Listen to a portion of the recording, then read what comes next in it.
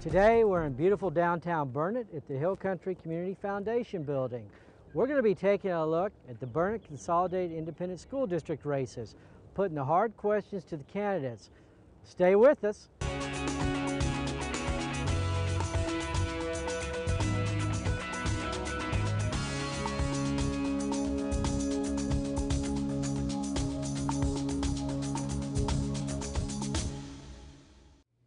Welcome back. Today on Tribune Talk with Thomas Edwards, we're taking a look at the Burnet Consolidated Independent School District races. I'd like to introduce our panel of guest candidates for the school board. First, we'll start with place 3, Kay Behrens, Martin Riley, and then for place 7, incumbent Steve Salinas and Jim Luther, his opponent. Thank you all for being here today. Thank you. The format is we give our candidates 3 questions. They have a minute each to answer the question, and then comes the fun part, the wild card question, which is completely off the cuff. Let's start with our first question, and we're going to direct it to Ms. Behrens. The question is, would you support a property tax increase if state aid fails to fund the district to an adequate level? Ms. Behrens. That's a really hard question because it would affect me as a property owner as well as everybody else. But I think, first of all, the district should not just, the board should not just jump off and propose that. They should do everything else they can. And then if we did everything and couldn't balance the budget, I'm not saying I would be against it, but if that's the only option, I think at this point, the best thing to do would just keep contacting our legislatures and telling them that they need to figure out how to support the kids of Texas with the education that they deserve. Thank you very much, Ms. Behrens, for that response. Mr. Riley, it's your turn, sir. I could say yes and just walk out the door because I probably wouldn't get elected. But along with Kay, I think that until the state budget is set, that all of that's speculation. Not to say that, you know, the best thing would be for our state legislatures to be able to balance the budget without us having to do that. But with that being said, that is something that has to be revisited by the Board of Trustees on a regular basis to justify whether or not that is something that needs to be done. Very good answer. Thank you very much. Now I'd like to direct the question to incumbent Steve Salinas, who is running for place 7. Mr. Salinas? Thank you. That's a very difficult question to answer, especially in light of the budget process. I mean, we can be anywhere from $1 million to $3 million off. As you know, the Senate and the House budgets are $4 billion apart from each other, but they do have one thing in common, and they're both cutting budgets for schools. The thing that we have been doing on the board is looking readily into cuts that we can make that don't affect the kids. I mean, first and foremost, we have to make the priorities the kids. We've gone through attrition with some of our folks as they retire and, you know, consolidated classes, but we're trying to keep our system whole and provide the best we can for the kids. I'm not saying I'm opposed to it, and I'm not saying I'm for it, but we're going to make all efficiencies, look at the district as a whole to see what we can cut before we would even go to the public with the tax ratification election. Thank you, Mr. Salinas. And Mr. Jim Luther, that question goes to you too, sir. Thank you. I also think that that's a tough question. It's a tough situation that the board is going to have to address. My first answer would be I would be opposed to it until all other avenues of budgets have been looked at. I don't think that that is something that we want to approach right now, but it may be something we have to look at in the long term. Good. Well, thank you very much, Mr. Luther. Now we have another question. This is one of my favorites. I'll be interested to hear their answers to this one. Candidates, do you believe the curriculum strategy known as C-Scope is good or bad for the district? And Ms. Behrens, again, the question goes to you first. I think that C-Scope is the way that the district needs to go because it's the curriculum that the STARS test is based on, so we need to align ourselves with that curriculum. Even though I know change is really, really hard, it was really, really hard several years ago when the district aligned themselves with the area schools and started the Hill Country Curriculum Consortium. and they did well at that, and that was a good curriculum, and it's done well for the district, but that doesn't mean that's where we need to stay. We need to advance, because if you advance, in order to advance, you have to change and improve, and I think the way to do that is with the C-scope curriculum. Well, thank you very much. And Mr. Martin Riley, who's also running for place 3, your turn, sir. As far as C-scope is concerned, I don't see that there's a problem necessarily with the curriculum. Again, it is something that state mandated testing as far as STARS goes lines up with that so that our students are successful in the STARS testing. The way that the curriculum is put together has been in question of whether or not you follow the C-scope curriculum to a T, or do you allow your teachers to use their own imagination and their own teaching skills along with the C-scope curriculum to make it successful. Are we only concerned with our children's STAR testing, or are we concerned with their education as a whole? Do we want to completely tie our teachers' hands behind their back, or do we give them some leeway in the classroom to be able to implement C-scope to the best that it can be implemented? Well, thank you very much. The question now goes to Mr. Steve Salinas. Yeah, and this is another, question. I mean, I know it's been highly publicized. C-scope is a viable and supported curriculum. It's used by 19 of the regions and over 1,200 districts within the state of Texas.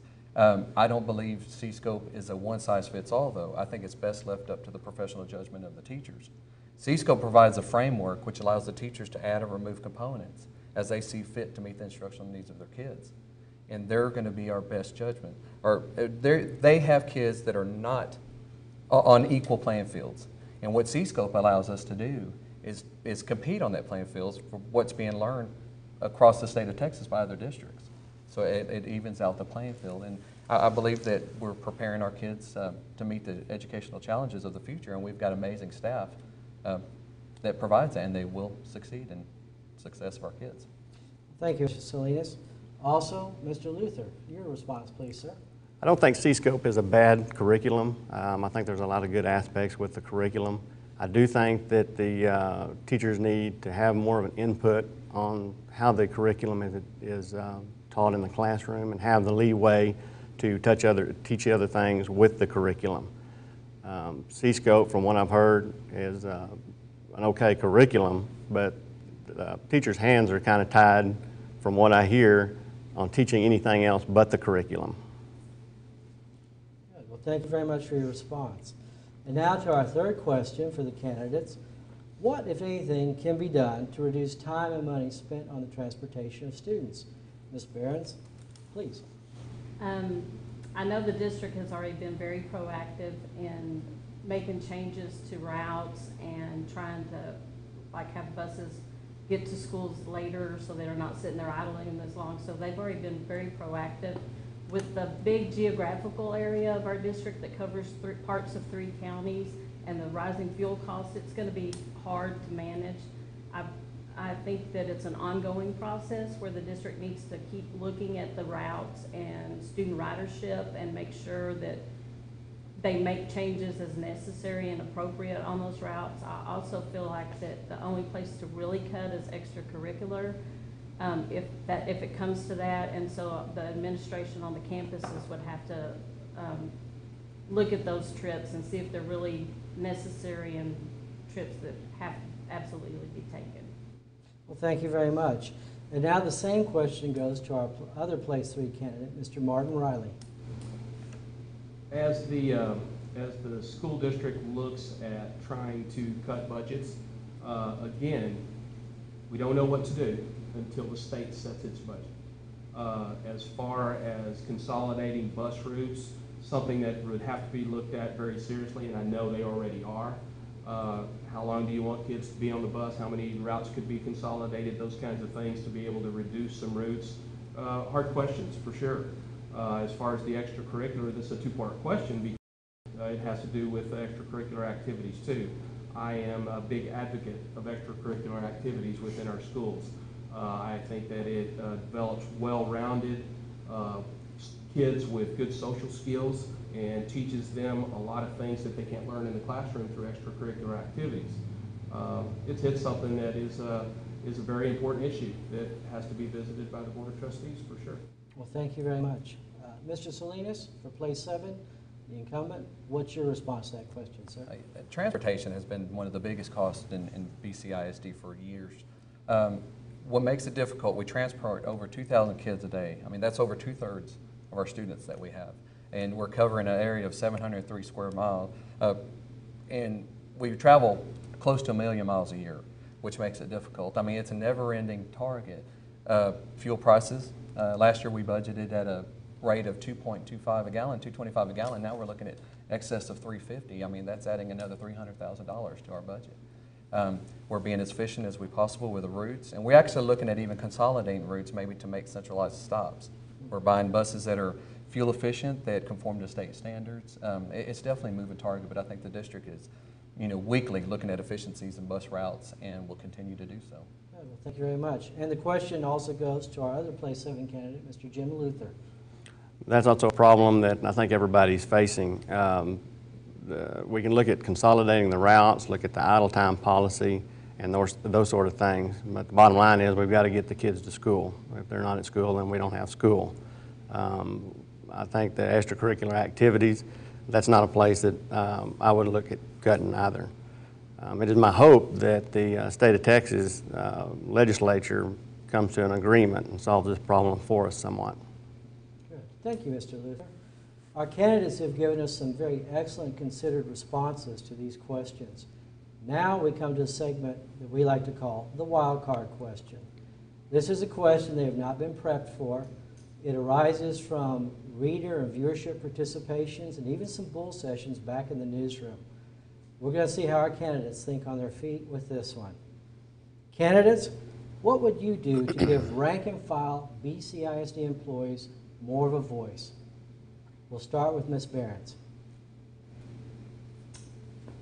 Well, I feel like that they already have somewhat of a voice, but I think that the principals on the campuses need to know for sure that they need to listen to their staff, and that, just because they're in charge and they are the principal doesn't mean what they say necessarily goes, that they can be questioned and, in a respectful way. They can be questioned, but they also, teachers are teaching the kids, so they have good ideas, so they need to be receptive to those ideas. Thank you very much. And the other place 3 candidate, Mr. Martin Riley. How do you respond, sir? Oh, I think it's very important that the voice of the faculty and the rank and file, as you put it, is heard. It is kind of a general consensus from some of the faculty that I've spoken to is that they don't feel like their voices are heard, not only within the administration, but within the Board of Trustees itself.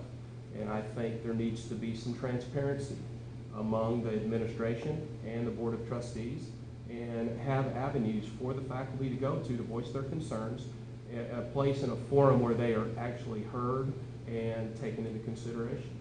Good, thank you very much. Place 7 incumbent, Mr. Steve Salinas. Your response, sir? Yeah, teachers are our front lines to the kids. I mean, they are doctors, they're counselors, they're mothers, they're disciplinarians. I mean, they know what's going on. If there is a problem that arises, it's going to come from the teachers. And they're going to be the first ones to address it. Our administration needs to listen to our teachers. It's vital that we listen to them, because those problems are going to be the ones that help make the district a better place to be. It's simply stated, I mean, the teachers are a lifeblood of this district, and they have to have a voice. Even if it's a bad idea or a good idea, it's going to lend information to our administrators. Hey, we've got something coming up, we need to address it, and we need to fix it. Thank you very much. And Mr. Jim Luther, sir. I also think that the teachers in the trenches are the ones that are doing the work. I think that there needs to be an avenue that they can be heard, they can voice their concerns without any fear of repercussions because they spoke their mind. A lot of what they have to say is beneficial to our students. The concerns that they have or concerns that have to do with the education and how they're taught. I would always have an open mind and be willing to talk to any one of them. I think they need to have an avenue to get to us and to talk with their principals and administration. Thank you very much. This has been Tribune Talk with Thomas Edwards, the Candidates Forum. Today we've looked at the race for the Burnet Consolidated Independent School District. We've had a wonderful panel. I'd like to thank our guests, including Place 3 candidates Kay Behrens and also Mr. Martin Riley, the Place 7 candidates, including incumbent Steve Salinas and Mr. Jim Luther. I'd like to remind our viewers that they can catch this show on www.thepicayunetv.com as well as on Northland Communications Cable Channel 15. It's a great show. We appreciate you being here. We want you to go out and vote May 14th. Exercise your right. Panelists, thank you very much.